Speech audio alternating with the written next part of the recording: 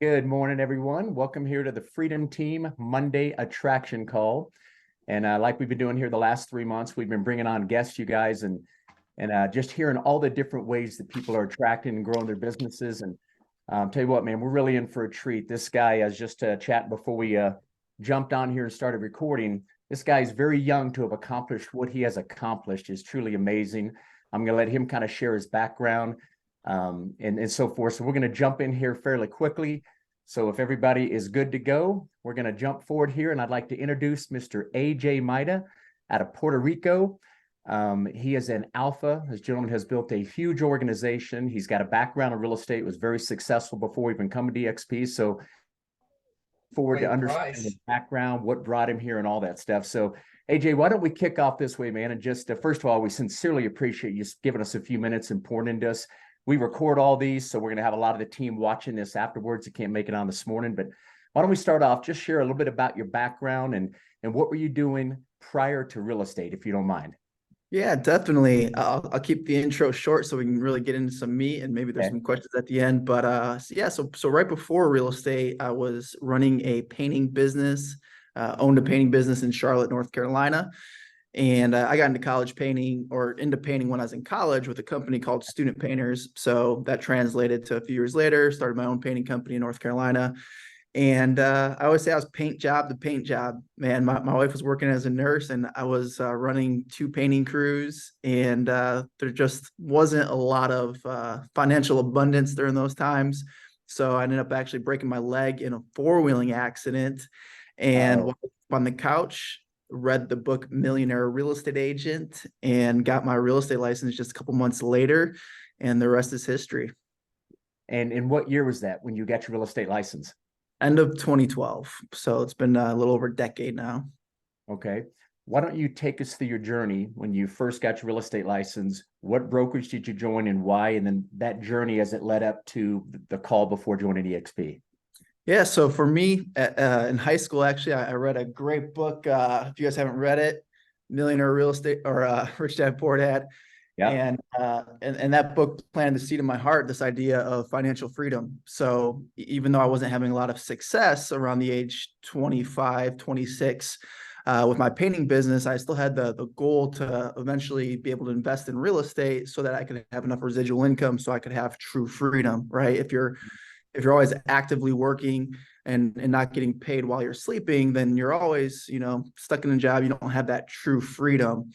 So when I read Millionaire Real Estate Agent, I saw that you could actually be a real estate agent and an entrepreneur at the same time, really treat it like a business. And that's why I got into real estate. So naturally, after reading that book, I joined Keller Williams because Gary Keller is the author.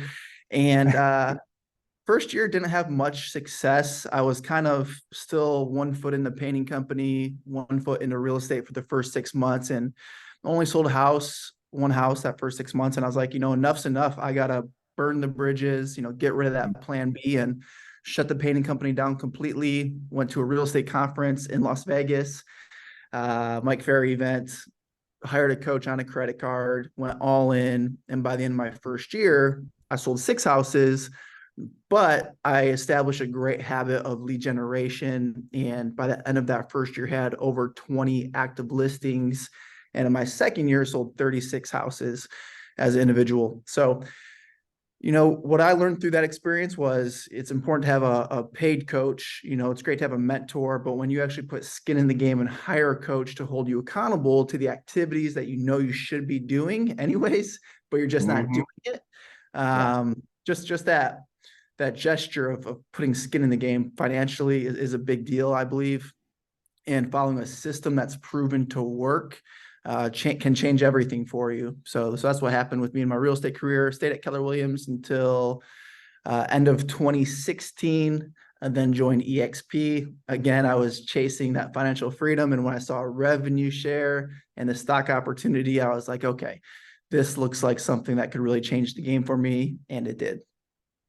And take us through, because, obviously this is all about attraction and we're all figuring out different ways to reach out to agents. How were you first contacted? I really don't even know. So I'm eager to hear, how were you contacted and what were your first thoughts? Yeah, so I was coaching with a company called Real Estate B School, and I had a coach with that organization and then just got switched to a new coach. And about a month in, I was sharing with that coach how I was considering doing like the expansion system at KW because I was looking for more opportunity.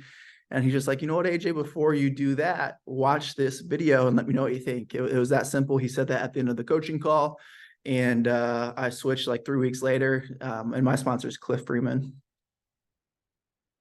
I mean, I guess if I were thinking right now, what are maybe 2 or 3 key points that really made the change worthwhile for you?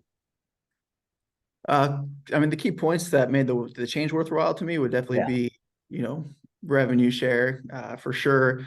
Yeah. The thing is like, this is obviously a revenue share call, so we're going to talk a lot more about that. And I even share it when I'm talking with recruits or other people at EXP. It's like, you just got to be really clear on what your goal is, in your life, not just business. And my goal was always to have financial freedom, not just wealth.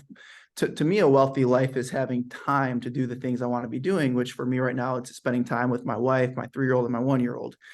And the money part of it is largely irrelevant, assuming you have enough to cover your expenses, because then you're financially free. And what I discovered as a traditional real estate agent at a traditional company like Keller Williams, you really couldn't accomplish that true freedom, at least not in a relatively short period of time. It would have probably taken me 20, 30 years, taking the money I was making from selling real estate, putting it into real estate investments. And we all know as active real estate agents that at the end of the day, after business expenses, taxes, household expenses, there's not a lot of money left over to invest. And there's like usually not any, like zero time left after selling real estate as a full-time agent. And there's not much energy left over. So it's hard to really build this real estate investing empire outside of being a top producing real estate agent. So I was just looking at it like, man, this isn't working. I'm really not getting any closer to getting out of the rat race. So the revenue share to me is what changed everything. And the important part of it is that it's residual in nature.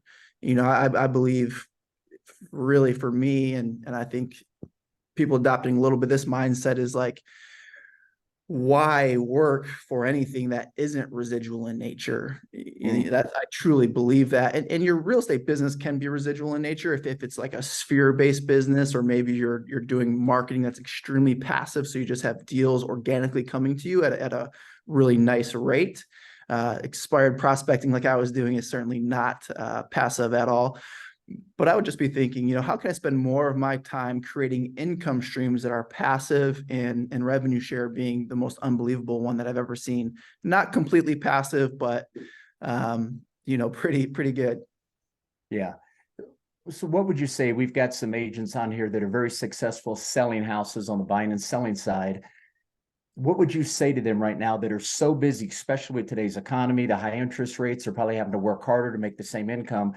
How do they transition and start being able to kind of build the rev share? Because I'm sure everybody on here, anybody that would ever listen, I totally agree. Once you taste passive income, it's hard to fathom doing anything that isn't creating more passive income. But for those that are so busy just trying to make a living and pay their bills selling houses, what would you say to them to try to begin to create this passive income on the side? Yeah, good question. And that's where I was when I joined EXP. I had only been in the real estate industry for 4 or 5 years and had some initial success. So I was selling a decent amount of homes, built a small team of 3, 4 agents, selling close to 100 homes a year. So I was selling a lot. And you have an advantage when you are selling 30, 40, 100 homes because you're bumping into a lot of real estate agents. You're probably in a coaching program or have been in different coaching programs. You're probably going to, or hopefully you are going to real estate conferences outside of EXP to learn to get better at your craft. So you're networking, you're always making agent contacts. So I would just say, be more purposeful about that. I know one of my friends, Bill Price, he's a top guy in our company, in my organization. And he's like, it's sad, but it's true for a lot of agents. He said, as soon as I joined EXP, I had to start being nice to the agents I was working with. I think a lot of times, as top producers, you're so busy and you're a little burnt out and you're short with, at best, maybe you're short with the people you're working with, you're not building relationships with them. And I would say that's probably pretty true for me. I wasn't necessarily rude or disrespectful of agents on the other side of the deal, but I was definitely short because I was busy. I wasn't trying to build a relationship. There was no advantage really to build a strong relationship with somebody in a transaction before EXP. So I'd say be a little more purposeful. I mean, if you're doing 50 sales a year, just on cross sale deals, that's 50 opportunities a year to share EXP potentially, not to mention the agents showing those listings, maybe the houses that you're showing to your buyers. You could reach out to that listing agent and have a conversation. Think about your past coaching companies you've been a part of, past conferences where you maybe have some contacts still from those mastermind groups, accountability groups, local board stuff that's happening in your area. Start going to it. So it's pretty simple when you really get a little more purposeful with it and intentional.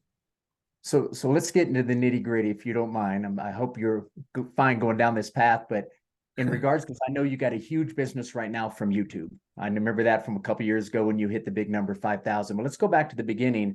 All those contacts you had, how did you first start to reach out to them? What were you saying? How did you get them to take a look? Let's see if we can kind of dig in a little bit deeper. Yeah, it's a little different now because, when I joined, EXP had 2,400 agents. So it was different in the sense of when you tried to pique someone's interest around EXP, it was, I've never heard of it. And that can be a good thing or a bad thing. It was a good thing because at least you had something to talk about because they had never heard of it. But then they didn't want to join or even look at it because they had never heard of it. It's like, if this might be a bad example, but it just popped in my head, so I'll share it. If there was another company that was randomly advertised to me offering similar services as Amazon.com, I'm not going to use that company because I never heard of it, and I'm relatively happy with what Amazon's got going on. So I'm just not going to switch. But if I see that same company pop up 10 times over the next year, then over the following year, I got 5 of my friends telling me about, I don't know, Nile.com. I might take a look because now there's some brand recognition. Some people have said good things about it. Maybe I've seen some of my friends start using it. So it actually becomes easier for that competitor, EXP to KW, will make that correlation. It becomes easier to recruit people or get clients because of that brand recognition. So there are some pros and cons to being that early. So being that early, man, I just went to people at my old office. That was my initial strategy. So we teach now, we've got a little more sophisticated with it. We have systems and processes and best practices that we can recommend. But early on, it was just reach out to some people, and that was just what you thought of yourself because we didn't have any training on attraction. So now moving forward, make your top 100 list. I'd start with your past brokerages. Start there. So my first recruit was a guy that was in my wife's pre-licensing class.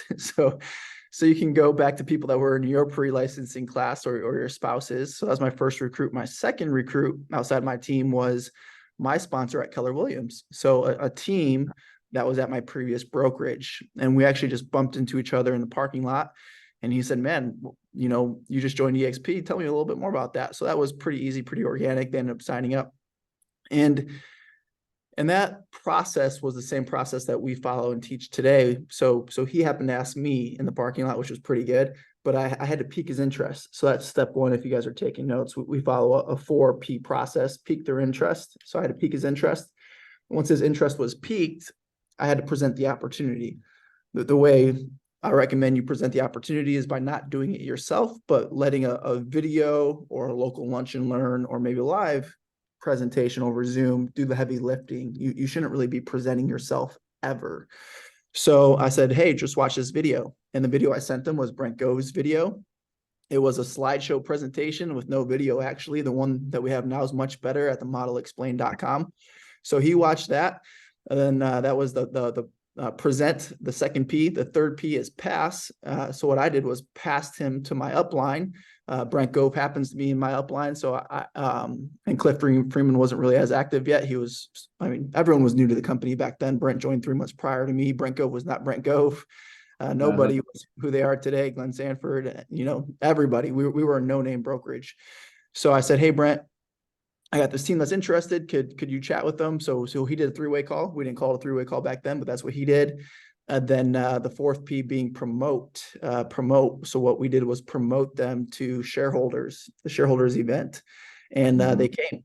And there was, I think, 70 people at that shareholders event, and they ended up joining. So that was like my first real builder that I got to join. Then after that was me just reaching out to people saying, hey, I recently joined EXP, super excited about it. It's really revolutionized the real estate industry. We compensate agents three different ways: through competitive commission splits, revenue share, and stock. Would you be open-minded to making more money at your brokerage? So that script, that's the Rob Flick script. If you guys haven't seen the Rob Flick video, it's really awesome. I'm sure Sean has a copy of it, or can dig up a copy, or you can ask me. I still have a copy of it. But it's not as important what you say as it is how you say it. And then the follow-up, because most people are going to say no. That's just the reality. It doesn't matter how good you are at piquing their interest. Most people are busy with their family, busy with their career. They like their brokerage. So they're going to say no. And the key with the follow-up is you just want to catch them when their gates open, we say. When their gates open, when they're open-minded, when something changes, when their broker makes them mad, when they realize that they're not getting any closer to their goals, when the market's down like it is now, there's less sales happening, so agents are feeling the pinch. So they're looking for a light. They're looking for hope. They're looking for a culture, an environment that's still excited about the industry, that's winning. And we are. If you are at EXPCon, you know that. Everyone's, raving about that event, and it's because people are optimistic at our company. So that's the 4P process: peak, present, pass, and then promote. Promoting is really just promoting the next event, promoting the next call, promoting a training that might be happening inside of EXP, promoting maybe just even a tour around the cloud campus. You just want to promote something else, because if they don't join after the three-way call, you got to be able to promote additional exposures to the company. So that's pretty much it. I mean, it's not rocket science, and I'm making it, simple because it is simple. The magic sauce here is consistency over time. It's, I've been here now almost 8 years, and I've sponsored about 2 people a month for about 8 years. And most top attractors in the company, their numbers are pretty similar, about 2 people a month they've recruited for as long as they've been with the company. So if you can keep that running pace over a 3 to 5 year period, 2 people a month joining the company, I believe you can build a really substantial revenue share here. And the thing is like, if you can sell 2 houses a month, you can definitely recruit 2 agents in much less time. It's just your focus probably isn't there, if we're being honest. So let's dig a little deeper into the follow-up, right? Because I think all of us are experiencing the same thing. I experience it every day. Talk to an agent, semi-interested, not ready to move, kind of happy where they're at, kind of liked what they saw, but more than content. What is your follow-up process, if you don't mind? How often do you follow up? Is it phone calls, in person, sending them stuff? But follow-up look like? Yeah, if they're a maybe, so it depends where they are in the process. So if they're just like a flat out no on that initial call, it's probably going to be every 3 months. So like once a quarter. And things that I would invite them to is local happenings and company events. Okay. So, or maybe like in our group, we like to do a call every Tuesday. That's just like this, except we're talking and masterminding about real estate sales. So that allows us to promote that call to people who haven't yet joined EXP. I built my organization on local lunch and learns. So for the first 2-3 years in the Carolinas, we were doing a massive amount of local lunch and learns, so we could always invite to that. So it's key that you're just inviting to something, and that's what the follow-ups look like. So if they're a flat out no at the beginning, every 3 months, touch base. Hey, how are you doing? How's it going? Still happy at your brokerage? Awesome. Great. Hey, just want to remind you, we're still doing the local lunch and learns over at the Peninsula Club. At local golf course is where we had them. In my area, we were doing about 5 to 8 a week in the peak. Wow. And that's it. EXPCon comes up, you look at your biggest hitters on your list that have said no to you in the past, and you try to get them to EXPCon. People relatively get excited to go to cool places like Cabo and Miami, where EXPCon will be next year, and Las Vegas. So if you're willing to buy their ticket, or EXPCon this year is free to your guests. So it's not that tough to get people to cool places like that. You just got to ask them. Gotcha. So thank you for that, man. Another question here. As you look at the real estate landscape today, why should agents and brokers be interested in partnering with us, especially today? What would you say about that? Yeah, more than anything, I believe it's the community that we have. We have other competitors out there now to our model. And the one thing that we talk about in top leadership meetings and amongst friends who are also alphas, like Sean, is like, people can copy our model, but they can never copy our people. And we've already, essentially, we've saturated the market when it comes to getting top influencers, top coaches, top teams, brokerages. Like, we have the best of the best already at our company. And that's exciting because we have the ninjas when it comes to recruiting agents. So that's really important. And what's important about having those people is it creates a culture that no other company can have.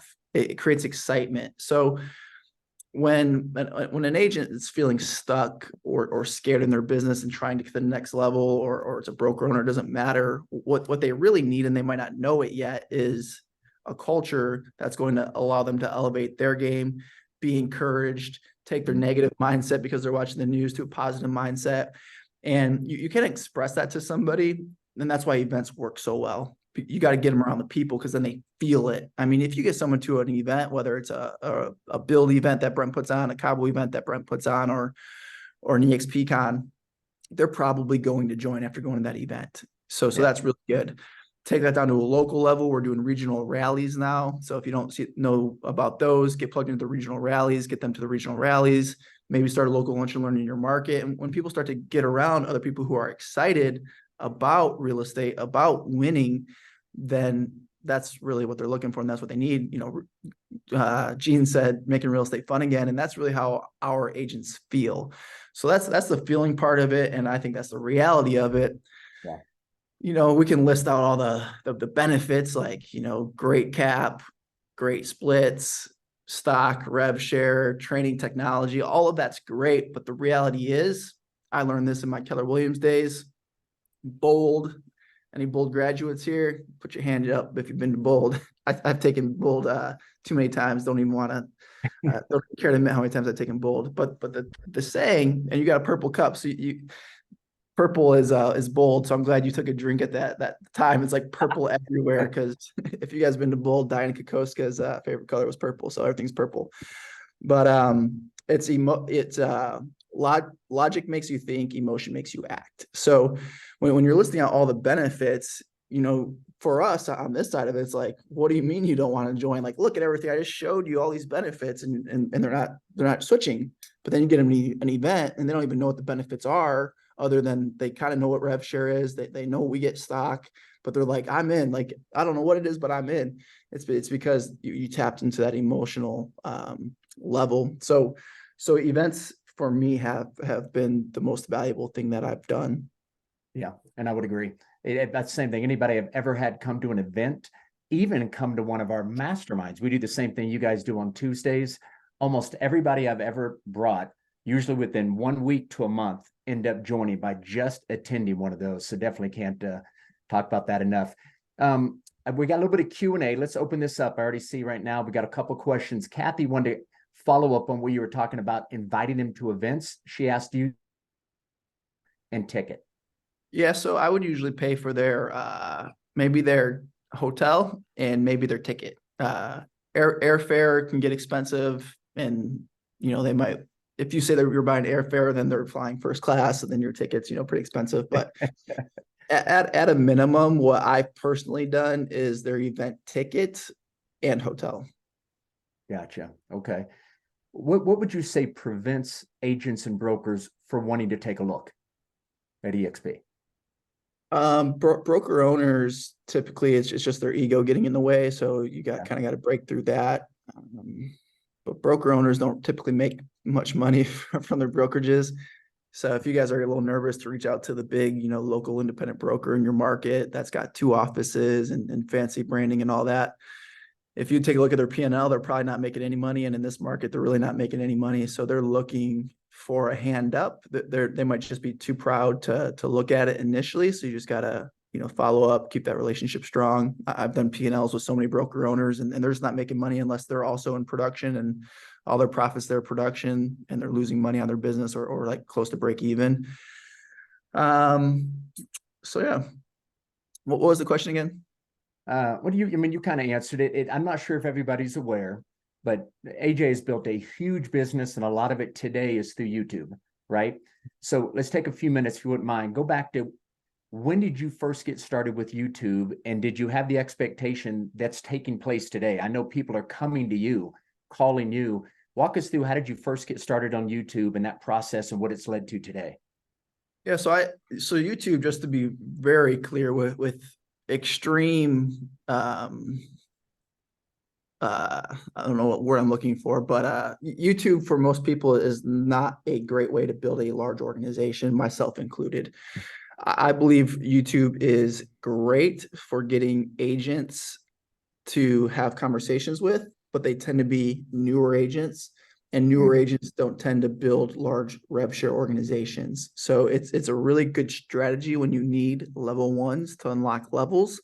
But if you think that is going to be your ticket to build a really large organization, it just might not come out that way in the end. So there's like one person in the entire company who's built a relatively large organization off a YouTube channel.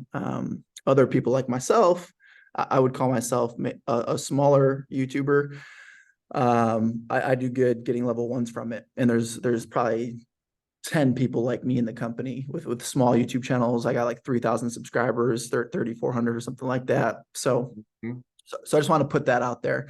But I started YouTube, gosh, it's been probably 6-7 years now, I want to say, and I've posted probably 350 videos, and most videos still only get like 100 views. So it's a grind, and it's definitely something I could have done more consistent to have a bigger channel, but it's served its purpose. So what I like about YouTube today in the real estate market is I believe it's the best way you could potentially grow your real estate business in terms of sales. So I think that's like the biggest blue ocean strategy that's probably ever existed for agents. And if you're talking about passive marketing, like, you get a good YouTube channel in your local market, you can generate so much business. It'll be such a beautiful thing.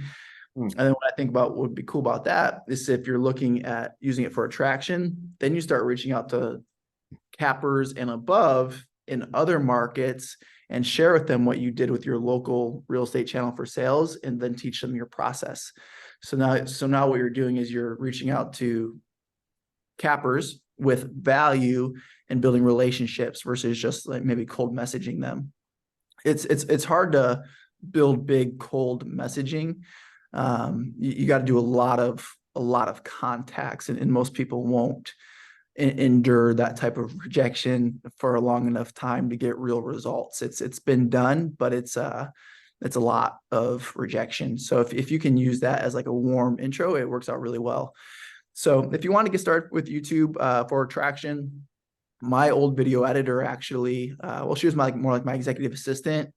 She just launched her own company called Simple Tube, and she's doing everything that I taught her for other people now. And so I'm a client of hers. John Mykesh, who's another alpha, is her second client. It's relatively cheap. I think she has a couple packages, but it's less than $1,000 a month. I think it's like $800 a month, and she does everything. And so you'd basically be getting exactly what I do on my channel by working with her. So if you guys are interested, Sean, you can message me for her contact details and get that out. But you said Simple Tube, so like simpletube.com? I don't think she has a website yet. I think it's probably simpletube@gmail.com right now. I'm typing it in. Gotcha. Okay. So that's a plug for her. I don't get nothing from that, but YouTube is really cool because there's a way to crack the code. It just takes a lot of research and a lot of time invested. It comes down to thumbnails, titles, and then obviously producing good content, but thumbnails and titles is really the most important thing. And we've cracked that code. But my best recommendation for people looking to attract is make your top 100 list and prospect the heck out of that thing. If you haven't done that yet, you really have no business looking at starting a YouTube channel. That's just the truth. And I want to be truthful today. The reality is within that top 100 list, you probably already have your financial freedom sitting there. You just haven't worked hard enough. I've made a lot of money from revenue share, and 99% of it has come from personal relationships. And when I say personal relationships, that could be a Facebook friend that I was friends with for 2 years, but never met the person in person and never even exchanged a message on Facebook or anything, but we're Facebook friends. So I would consider that a personal relationship, because they've been seeing my posts for a couple of years and I've been seeing their posts, so it's a really loose personal relationship, but it's not trying to go into cold traffic, cold market. Yeah. And that is the case for pretty much everybody in our company, with the exception of probably Mike Sherrard, who did it on YouTube, and Gogo Becky, who did it on Instagram. Other than those two people, I would say everyone did it from personal, loose personal relationships. Yeah. And those two people I just mentioned are unicorns. And I like both of them. I think both of them do a really great job, and they're extremely talented at what they do and relentless in their consistency. And that's why they're so successful. I find it interesting. Skill set. Yeah, I find it interesting what you said, because I thought most of your business was built from the YouTube side. So what you're saying is the YouTube will attract a lot of the newer agents. I'd probably just bypassing that. They're doing their own stuff. They're not paying attention to other people's. So before I continue to ask questions, I'm sure some of you guys right now that are really trying to build a group and get this thing going, let's open up for Q&A. Again, I don't even think we've expressed right now. Share with the group, how many agents total do you have in your group? Hey, by Stacy. Yeah, so it's about 6,600, which is crazy. I set a goal when I joined the company to have 500 agents in my rev share organization in 5 years. So that was my goal. In order to accomplish that, my plan was to sponsor 5 agents per year for 5 years, so 25 total. So I thought if I got 25 agents to join in 5 years, those agents would turn into 500, and I would be making like $25,000 a month in rev share. And I thought that would have been really cool, because one of the regional owners for KW in the Carolinas, he was making, I think my team leader told me about $22,000 a month in profit share, but he was there since the 90s. He bought franchises, bought part of a region. And this guy was always fishing in Alaska. I only seen him one time on KW Red Day. So this guy was like Bigfoot, I was like, this guy's living the life. And for me, my dream financial freedom number was 25 grand a month. For most people, that will do it. I asked this question. I say in 3 years, for you to say joining EXP was the best business decision you've ever made in your entire life, how much would you need to be making in rev share? And this is to usually team leaders, broker owners, top producers who are interested in rev share. Yeah. They say 15 grand, 10 grand. Usually it's 10 grand. 15 would be a higher number. Mm-hmm. So, and I also say, hey, what's your dream financial freedom number? And most people will say something high, like 25K. And then I say, well, let's actually write down what lives in that. Like, how much is your mortgage? What are your cars? What's your giving look like? What's your travel look like? Like, let's list it all out. And usually it's 15 grand a month or less. So 25K is a really good number and very achievable with our company. So that's my 5-year goal. And instead of 500, it was 5,000 agents. I did that in 5 years, and it was well over 7 figures a year instead of 250 or 300 a year. And it's been awesome. Yeah, I bet it has. That's awesome. So guys, let's open this up. Kelly, anybody out there, let's throw some questions. I could continue to ask Mike. Or AJ, we could continue to role play, do different things, but questions at all. Yeah, I do have one. And I apologize, AJ, I was late. I had an appointment and I was late coming in. So I missed the first 20 minutes. So if I'm repeating, I'll go back and listen to the video. But I'm well past my top 100 and the people I knew and well down that path. And so I've been cold market for a long time, cold market calls. And you're right, it's painful. There's a lot of rejection in it. So I've been trying to warm it up with Facebook and connections there, and LinkedIn, and trying to get connections there. Done some YouTube, but not real consistently. So to warm it up, did you have kind of a here's what you should do to warm it up? Yeah, that's a good question. And YouTube, if you naturally like enjoy that kind of stuff and you're gonna do it anyways, then sure, like put a channel out there. But I wanted to share this before we switch topics, but I wasn't gonna come back to it. But since you mentioned it, I will. Like one of my best friends is Kyle Handy. You guys can see him on YouTube if you haven't heard of him before. He was actually sitting at my house in Puerto Rico asking me for YouTube advice. And then he actually took the advice and really blew it up. He's really talented. And he's sponsoring like 10 people a month from his YouTube channel. But his organization has been stuck around 550 agents for like the last 3 years. So you're just getting a different type of person from YouTube. Mike Sherrard's got like 60,000 subscribers and he's probably sponsoring 30 people a month. So his sheer numbers is just driving his channel, and his content and his presence. His channel is just so big. Like other players are like, how do I do that? That's how he's getting growth. So what I did personally early on was I friend requested a lot of people on Facebook. I even did this at Keller Williams because I wanted to build relationships with agents for referrals. So even before I knew about RevShare, I was like just friend requesting people on Facebook. So I would go to like Labco agents. I would go to all these different Facebook groups for realtors, really easy to find. And I would go to their members, and then I would look for everyone not at EXP, and I would friend request them all. And then when they accept it, I would say a voice note's best, but if you just want to copy and paste for sake of time, you can do that too. I would just say, hey, thanks for accepting my friend request. I saw that you're over there in Phoenix, Arizona. Just out of curiosity, you know, if you're ever sending people to the Charlotte area, or if you ever have clients moving to the Charlotte area, would love to establish a referral relationship. Would you be open to that? You could lead with that, or I would just say, hey, so see that you're in Phoenix, Arizona, just out of curiosity, how's the market there right now? It's really tough in Charlotte, or it's still good in Charlotte. I'm just wondering, seeing what's coming.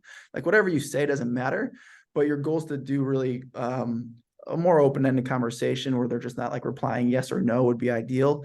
And then you start to have some communication back and forth.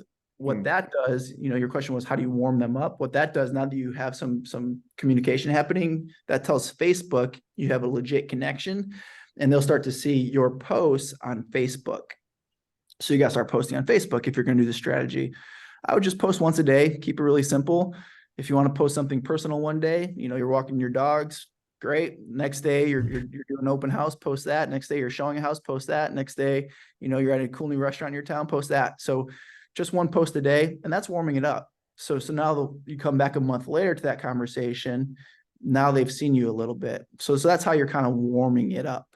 You can do the same thing with LinkedIn. I think LinkedIn is good for a more direct approach. So on LinkedIn, I probably wouldn't be trying to warm them up too much. I'd be going more into like a EXP pitch.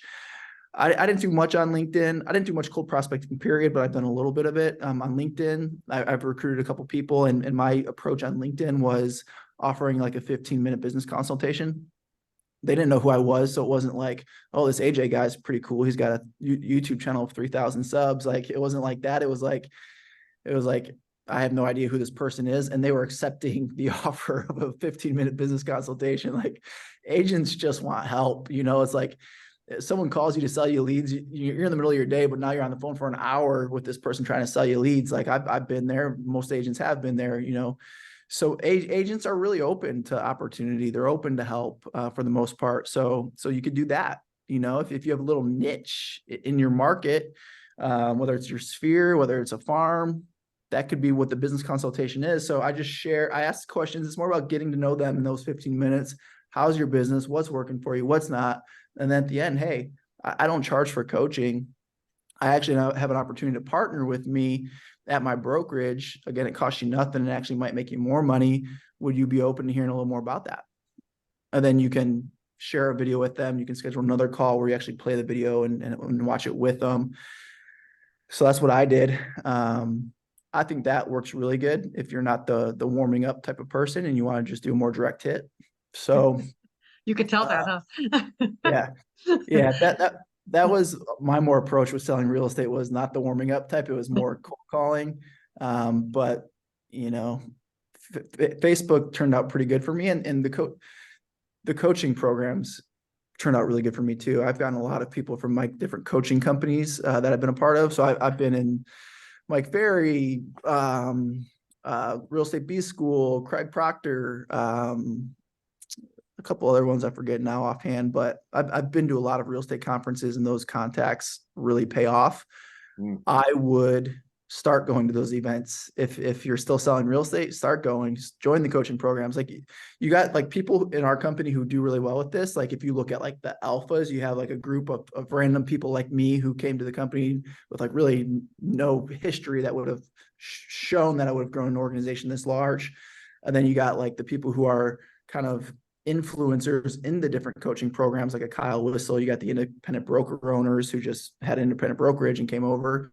And then you have like the coaches. So if you get really active in these different coaching programs, you can build a lot of relationships that way. It's a long-term approach. And on Facebook, when did you then, after you warm them up, when did you move into was it the do you want to partner with me conversation kind of thing? How did you shift that, and when did you shift that? Yeah, for me, my whole success journey in business, and I started business back when I was 12, shoveling driveways in Michigan, knocking on doors for $10, and then a painting company when I was 17, has always been very haphazard when it comes to like follow up and approach. I'm just not the most organized person. I'm not the most relentless person when it comes to follow up. I let leads fall through the cracks all the time. Like I'm sure some of you can relate to that. What I'm really good at is I take massive action when it's important, and I'll never give up because my dreams are too big. They're too important to me to quit. And if you don't quit, you'll eventually win. So when it came to the Facebook approach, it wasn't like, okay, awesome. Jim is coming up tomorrow and I'm going to reach back out to him and say this. It was more like I'm friend requesting so many dang people and sending out so many messages and posting enough on Facebook so they're seeing me, and I'll comment on their stuff whenever I'm in the mood. And then when I remember to go back to that message, or if it would just be like a day where I'm like, oh man, I need to go back to those messages, and I would just go back to my message history and just go through them all again real quick. And then I would just disappear again for like a month unless they replied to me. And then I would come back to them again and just like fire off some more stuff. So, I don't have a very specific system to sell you when it comes to that. My message that I want you guys to hear today is just take massive action with whatever you're doing and never quit. And you'll eventually win. You'll get discouraged. You'll think it's not going to work. But that's why these calls are so important, because hopefully you gain some inspiration to keep you going until the next one. And then you just stay plugged in, get some inspiration, keep going to the next one, and massive action in between. Love it. Thank you. Yeah. Great question, Kelly. Thanks for all that right there. Let's, Mr. Michael Higgins got a question for you. Hey, AJ, how are you? Hey, what's up? Hey, question for you. I'm sure Cliff Freeman, when he was recruiting you, never knew that you were going to be what we term, I guess, a general in his organization. And I'm sure you never know who comes along in yours that they're going to be that type of person. When it comes to the people that you're looking at, number one, do you look just for cappers right now, or do you have kind of like a sense of, hey, this guy could be a general, this guy could be a capper, this guy could be, do you have a benchmark of the type of agent that you're trying to bring onto your organization? Yeah. So where I'm at today and my personal goals is widely different than where it was 5 years ago. So I'll speak to where I was 5 years ago. The biggest thing is when you're starting to grow your organization is that you don't overthink who's going to be a general and who's not. So it's not like you're really questioning that too much and trying to be very strategic with it. It's more about the numbers, the reach outs. Because like you said, you really don't know who's going to be a general. If you get someone really good, you have a general sense. But most times you don't know, because even those independent brokerages that come over, they'll flop more times than they'll succeed. The key is in the numbers. So what I found is that if you sponsor about 20 to 25 people frontline, one of them should be a general, a builder, and start to build with you. They're just excited as you are, and they're going to start to do something with it. So the only thing that we can really control as attractors is the number of people that we sponsor. And to me, that's good news, because that's something that you can control. How many people are you personally sponsoring? So you should really be head down, just, chipping away at this until you get 20 to 25 people. Then kind of look around and be like, okay, I got 20 to 25. AJ said there should be one in here that's going to do something. identify that person and try to work with them. Local lunch and learns, going back to that, was really important from that aspect for us, because it allowed us to touch our people on a regular basis. That's probably just as important as getting people into those lunch and learns to see the opportunity for the first time. It was like 5 of us in my organization all getting together every single week. Even if there was only 3 people that came to lunch and learn, there was 5 of us getting together that was always there, getting excited about the opportunity, getting excited about the potential, doing some call nights to get people to the lunch and learn. That's really, really important. So I would just be thinking, okay, if I want 5 generals, I need to sponsor 100 people myself. So, and then just do the work that it takes to get there. How many are in your front line right now? I'd have to add it up again. I haven't looked at it in a while, but it's probably around 10. I would say I have about 10 people that have at least 50 or more in their organization on my front line. Wow. So once someone gets 50 in their group, it starts to become real. You might have heard the saying, if you can get to 50, you can get to 500, get to 500, you can get to 5,000. I really believe that. So I have probably about 10 people who have proven that they're a general. And another good thing on the topic is, I believe that you should always focus on new talent more than existing people in your group. And let me explain. The people that are walking towards you that are already in your group, keep working with them. I say I'll walk with the walkers, I'll jog with the joggers, I'll run with the runners, but I'm not going to sit there with you. So if they're moving towards the opportunity, then sure, work with them. But a lot of people get stuck trying to get the people who aren't doing anything to do something. That's a waste of time. You can't revive the dead, so you got to go out and find the living. So new talent through your personal recruiting is going to be the number one metric, the number one leading indicator of whether you're going to grow a big group or not. The people that struggle are the ones that sponsor 5 people and sit there and try to get them to do something. Yep. And they just stop their personal recruiting. So nothing is better for your group than you leading with success, you leading with your activity. Yeah. Love that. Love that. Thank Mike, are you done there? Yes, thank you. Hey, Miss Jason, I know you got a question for AJ. Hey, Jason. You're We've muted. hung out at a high elevation before in Breckenridge. Yes, we have. It's just up there myself. Anyway, I want to follow up, continue with the same line of questioning. Once you've found someone who's got 10, 15, 20, and they're growing their group and they look like they might be a general, what do you do specifically to help them flourish? How do you jog with the joggers and run with the runners? Yeah, so the biggest thing is making sure that everyone's just promoting to events. That's like number one, just promote. If you wanted to take it a step farther, I would maybe do a weekly call with them and try to really dig in and kind of do it with them. I've tried that in the past. I'm not doing it right now, because what I found is I'll pull together 10, 15 people that are taking consistent action, have a small group growing. So I'm like, I'm going to really try to get them to, expand upon what they're doing, or motivate them even more, or provide some accountability. And then what happens is nobody shows up or nobody shows up consistently. So I'm there every week for an hour. And then it's like, it's always a different group of people. No one's there consistently. And then I started to feel like I was wasting my time. That's why I believe a paid coach is so important, because Sean's group's massive and we have 16 people live on the call. My group's no different. I have very, very, very, probably same exact percentage of a show up rate as Sean does on this call, because people aren't paying for it, so they don't value it as much. And I'm guilty of that too. So, it's just human nature. So more than anything, be there when they need you. If someone needs me for a 3-way call, I'm there. It's like, I'm quick to respond. I'm there. I'm always promoting the events. I'm encouraging that they promote the events. But above and beyond that, you really can't do too much. It's people are, for the most part, going to be who they have been in the past. I thank God that that's not always the case, because if that was, I'd probably be in jail or something. Who knows? Life would not be good for me. So people can certainly change, but typically, if they've been in your group for 2 years and they're sponsoring an agent every 6 months. They're probably going to continue to do that. So there's nothing that we can really do as leaders, in my opinion, to drastically change the result of a person other than promote them to the next event, because big decisions are made at big events. Again, we need to get them to make an emotional decision. And it's hard for someone to really feel that stirring in their heart over a Zoom call.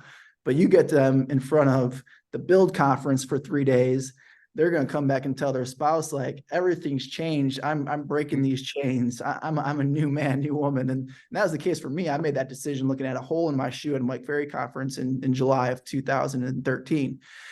So I made a big decision at a big event. So we need to just be thinking about how do we get people more emotional about this opportunity so that they really make the change they need to make. Sean, can I jump in something real quick? And AJ, just if you could share this, because I mean, you mentioned this just now, emotions, and I wrote that, emotions make you act. I mean, and I just remember, it's something I'm working on more and more as I'm reaching out to agents and talking to agents, like before we ever even get into presenting EXP, really trying to get into build that rapport to really, and asking a lot of questions. And you get a lot of these agents, they're talking.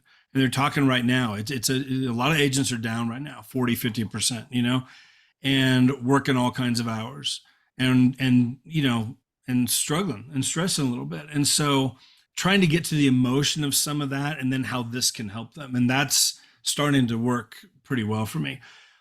For this group right here, could you share, when we were at Cabo, it was, I think, a couple years ago in Cabo, and you got on stage and shared the story about your mom, and what you were able to do for your mom. Yeah. And I think that, and I just know that is something a lot of people here haven't heard this. A lot of people that will watch the recording haven't heard that story. But to me, I remember just like there probably wasn't a dry eye in the room when you told that story. It was just so powerful. But here's what's available to every one of us on here if we just get consistent and work this. Could you tell that story real quick? What you were able to do? Yeah, so I grew up I would say lower middle class. And, that's a big driving factor of why I want to be financially successful was because I seen the pain that comes from lack of money, the arguments, the childhood trauma, essentially. So I was very driven not to continue that in my life and to not have that in my children's lives. So my mom always struggled financially, still does. I support her a lot. And it was 2020. She wanted to move, didn't have the resources to move. And I said, hey, I'm in a position now where I think I can actually purchase you a home. And so we went through that whole process, and she's very negative by nature. And she didn't think it was going to close, thought it was too good to be true. So we were there for an inspection, and we're walking around. My wife's videotaping it because my wife hadn't seen it yet. So my mom was kind of like giving her the tour, and I had the opportunity at the end to be like, "Hey, Mom, we're actually not going to close when we're supposed to." And immediately she's like, "Oh, I knew it," like, because nothing good happens to her. And I pulled keys out of my pocket and said, "Because we actually closed this morning," and that was really cool. And then. My mom's challenging, and that's just the reality of some family situations. So I'd love to say it's all been sunshine and rainbows from that day, but she's been a challenge, and I still love on her. She ended up being discontent with that house, and I just bought her a new house like a month ago.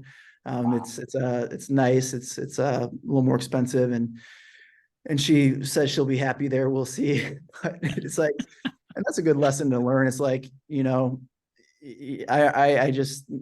It's a good lesson for me, because sometimes, when you do nice things for people, that you would hope that they appreciate it more than they actually do. And I know she appreciates it. She's just not in a place mentally where she can fully, I guess, express that. And it's a good lesson for me to be grateful and to know that to continue to be generous, even though some people may not show the appreciation or gratefulness or even deserve it, but be generous because of what's been given to us. All of us, we're really blessed. And at the end of the day, it's God's blessing on us. And I'm trying to be more generous in my heart with people who I may have prejudged in the past that may not deserve something, but to give freely, because, I'm in the same boat, so.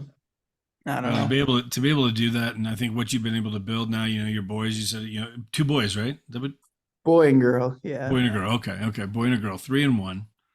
And to be able Yeah. to just like, my kids were 6 and 3 when I started real estate, and there's definitely a period of a couple, 2, 3 years there where it's just a blur.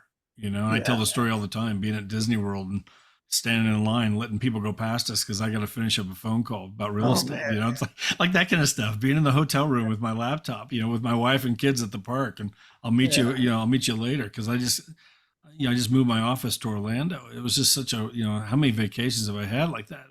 And that's, it doesn't have to be that way. And I think rev share and what we have here just opens that door for all of us to, you're going to be able to grow up. Your kids are going to be able to grow up with dad being present, not just being there physically, but being there emotionally, being there when they need you there, Makes it a lot easier when the financial burden is lifted. And that's why I'm so passionate about this opportunity now for others is because of that gift. And Brendan Burchard, I saw in a video recently, and he might have shared this at EXPCon. I didn't make it because I got a conference next week I'm going to. But in the video I watched recently with Brendan, I love Brendan Burchard. I used to be in his mastermind.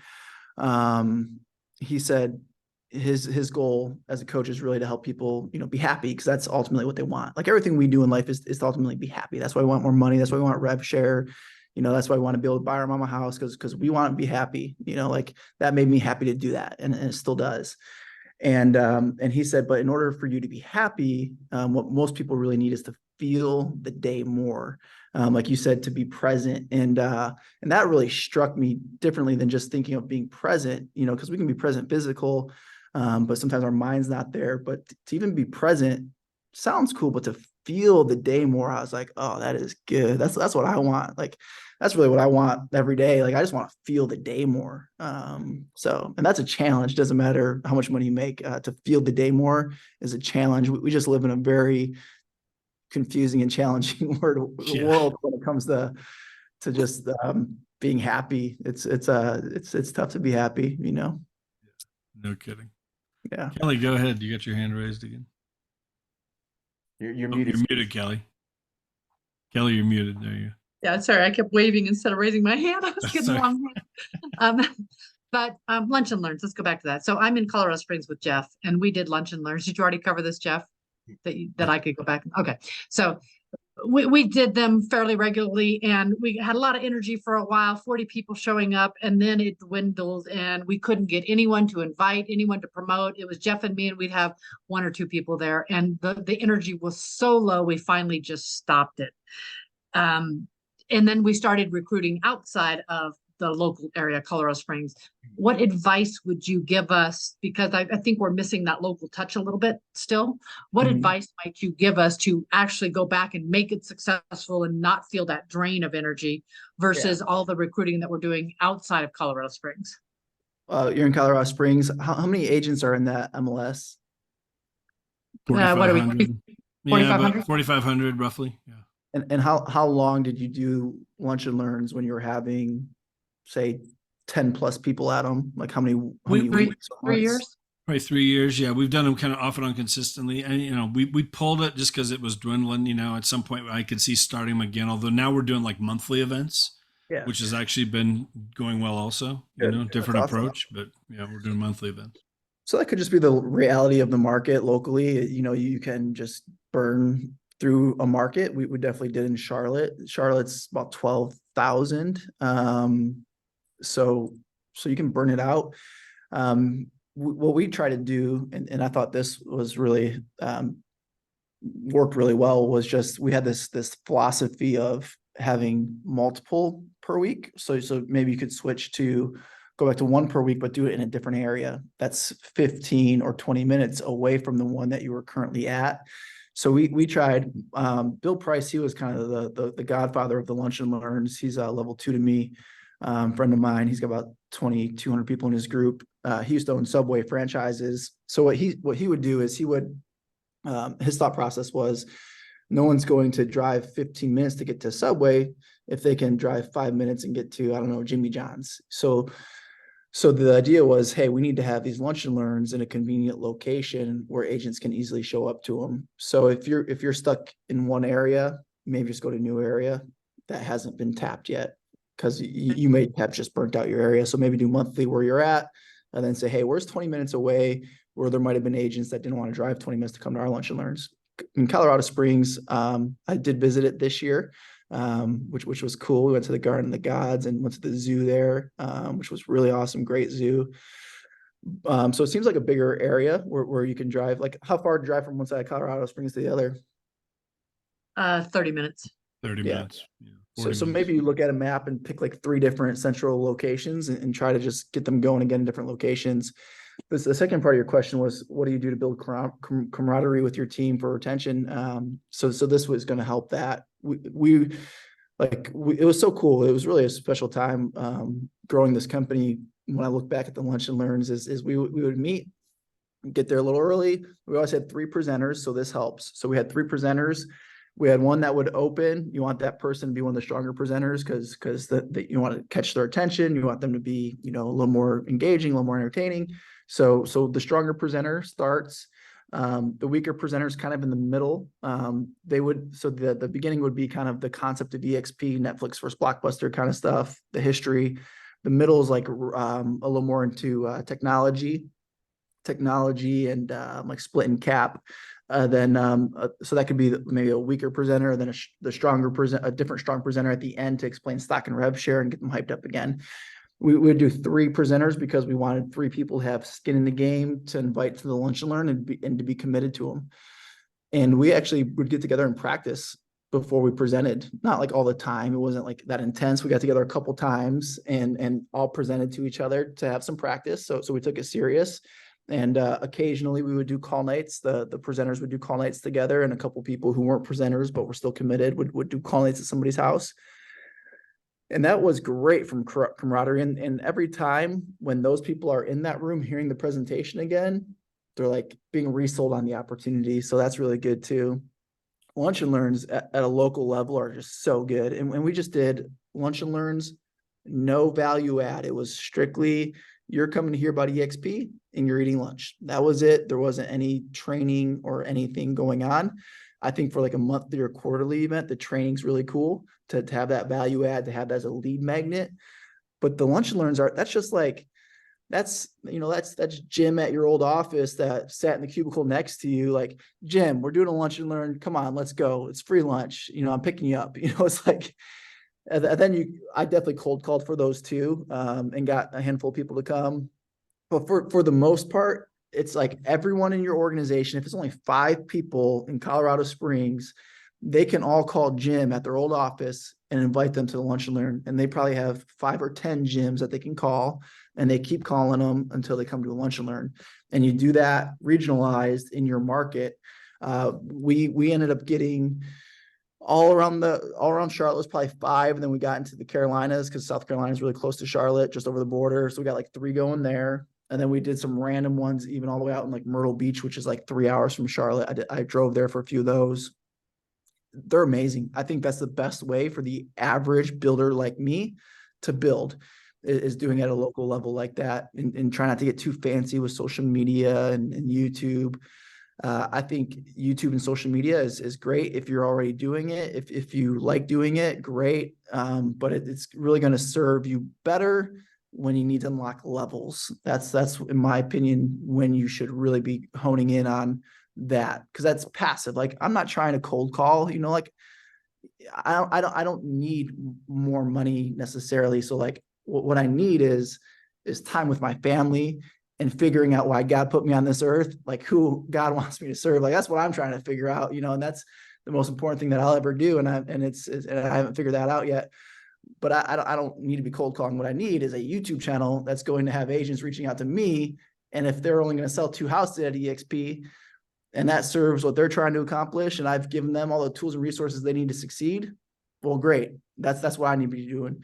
So I would say for probably everyone on this call, with the exception of probably very few, just for the next 3 years, head down personal contacts. Don't worry about all of the social media stuff. Like, I'll just do head down contacts, maybe start a local lunch and learn. Love it. Well, hey, we're after 10 o'clock. May I ask you this, AJ? A couple of people have their hands up. Can you hang for 5 or 10 more, or do you need? Yeah, I got about 5 minutes. Okay. Jason, if you don't mind, I'm going to call on Patricia. You've already asked one. Let's see, Patricia. Patricia, you there, dear? Come off mute and ask your question. Absolutely, I'm here. Thank you so much. Okay, so I have 4 questions. One, sorry. Rapid fire. Let's go. We got John, it. you have switched over to Colorado attire. Okay, so adding agents by Facebook. So are you just kind of randomly going to different areas and sending them an invitation? Yeah, I would do it off Facebook groups. That's the fastest way to do it. So you can just type in Facebook in the search, like realtors, realtor referral groups for realtors, lab code agents is a big one. I mean, you could just go to lab code agents and solely use that group. So I would just go to members in the group and just friend request everyone, not at EXP. There you go. Okay, thank you. Jeff, you mentioned having more emotional conversations. Do you happen to have a list of different questions that would give us an idea of more emotional conversations? Because I was that mom that took my daughter and my mom to Disney, and it's like, Mom, can you be present? You're on the phone. We can't even eat. We can't go on a ride. You're on the phone, you know, and that was my life. And anyway, so AJ, are you on TikTok? You know, I'm on there. My stuff gets repurposed there.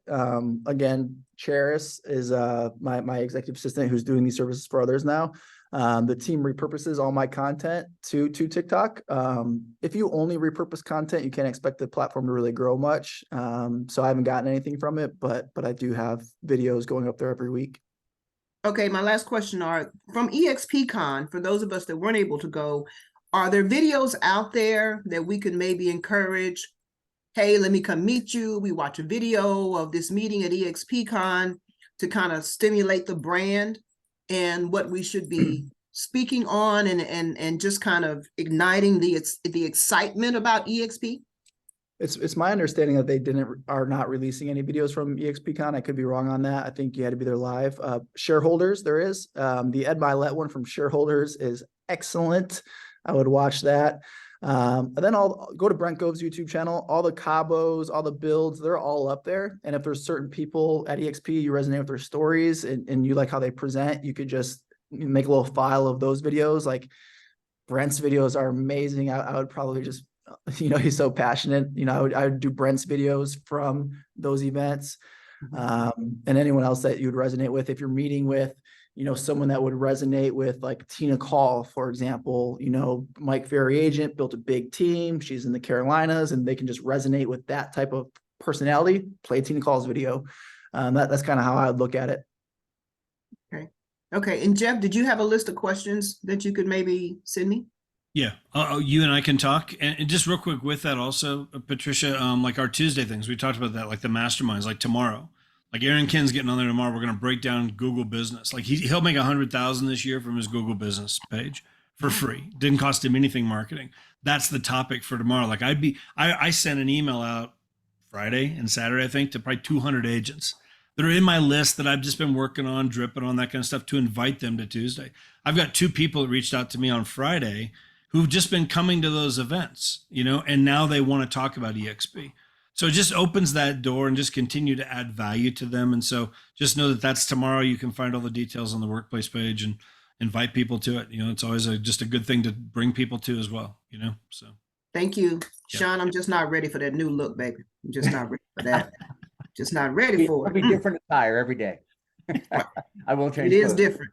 Thank you, AJ. Man, thank you, brother. And I just want to say congrats to your success. God has blessed you immensely, and I can see it coming out of you and wanting to give back and bless other people's lives, man. So congrats on what you're doing. Thank you for spending an hour and 10 minutes with us. Sincerely appreciate it. Other than that, you guys, everybody have a fantastic week. We'll have this recording up hopefully by the end of the day or tomorrow at the latest. Other than that, thank you guys. Let's make it a good one. AJ, appreciate you, brother. Thank you so much. Sounds good. See you guys. Thanks. All right. Bye-bye. Bye.